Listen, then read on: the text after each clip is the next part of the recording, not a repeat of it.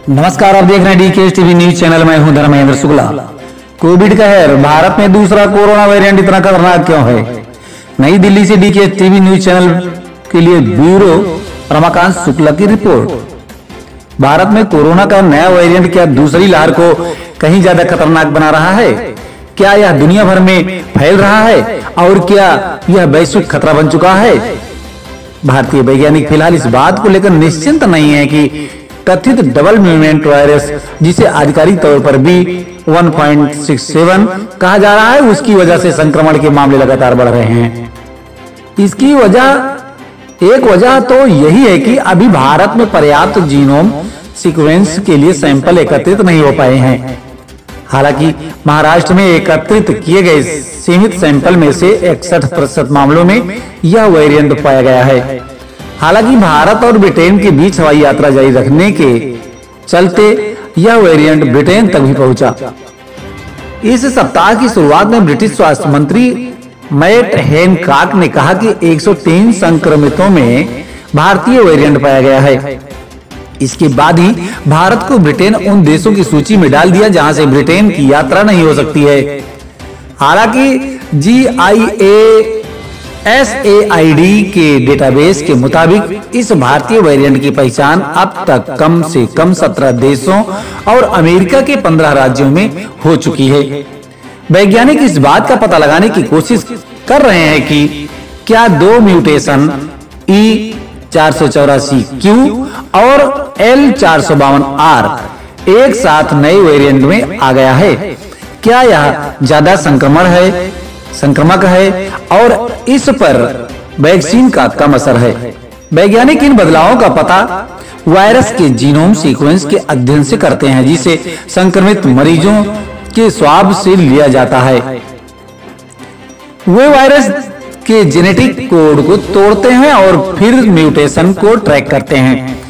इन म्यूटेशनों का अधिकांश हिस्सा बहुत महत्व नहीं रखते और ना ही वे वायरस के व्यवहार को बदलते हैं, लेकिन E484Q जैसे म्यूटेशन वायरस को खतरा बना देते हैं, बहुत खतरनाक बना देते हैं। Louisiana State University Health Science Center Shreveport के डॉक्टर जर्मी कामिल ने बताया कि E484Q काफी हद तक E484K से मिलता है। E484K म्यूटेशन साउथ अफ्रीका और ब्राजील में मिला वेरिएंट है और यह स्वतंत्र रूप से कई बार उभरा है। यह शरीर के अंदर प्रतिरोधी क्षमता एंटीबॉडी को नष्ट करने में वायरस की मदद करता है। विश्व स्वास्थ्य संगठन में कोविड के technical lead officer Maria Van Kerkhove ने बताया, यह वेरिएंट दिलचस्प है। इन दो म्यूटेशनों का होना और इसे दुनिया के दूसरे वेरिएंटों में भी देखा जाना चिंतित करने वाला है। भारत के स्वास्थ्य मंत्रालय ने कहा, ऐसे डबल म्यूटेशन प्रतिरोधी क्षमता को दूर करते हैं और संक्रमण की आशंका को बढ़ाते हैं। वैज्ञानिकों के मुताबिक भारतीय वेरिएंट को लेकर अब तक पर्याप्त आंकड़े जमा नहीं हुए हैं। डॉक्टर कामिल के मुताबिक भारत में दूसरे वेरिएंट का पहला मामला अक्टूबर में सामने आया था। दुनिया भर में इस वेरिएंट के मामले 400 से भी कम मिले हैं। तुलनात्मक अध्ययन किया जाए GIASAID डेटाबेस में अब तक दुनिया भर के रिसर्चरों ने भारतीय वेरिएंट कोरोना को 665 जीनोम सीक्वेंस शेयर किए हैं। भारत ने अब तक जो 8170 जीनोम सीक्वेंस शेयर किए हैं, उसमें से केवल 298 सीक्वेंस भारतीय वेरिएंट के हैं।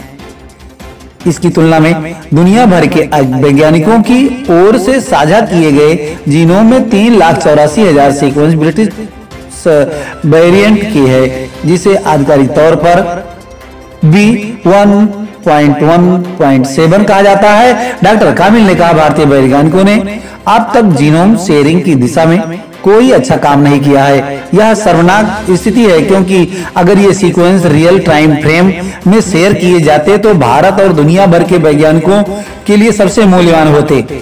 वैज्ञानिकों का कहना है कि भारत और यहाँ तक कि अमेरिका को भी ज्यादा से ज्यादा सीक्वेंस शेयर करनी चाहिए और उसकी निगरानी करनी चाहिए। इसका एक तरीका तो यह हो सकता है कि गरीबों को सशक्त किया जाए और समाज के हाशिए के लोगों में भरोसा उत्पन्न किया जाए।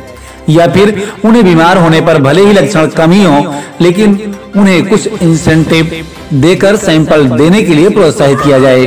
कैम्ब्रिज यूनिवर्सिटी में टेक्निकल माइक्रोबायोलॉजी के प्रोफेसर रवि गुप्ता ने बताया कि उनकी प्रयोगशाला में भारतीय वेरिएंट के कोरोना वायरस के बारे में ज्यादा जानकारी हासिल करने की कोशिश हो रही है।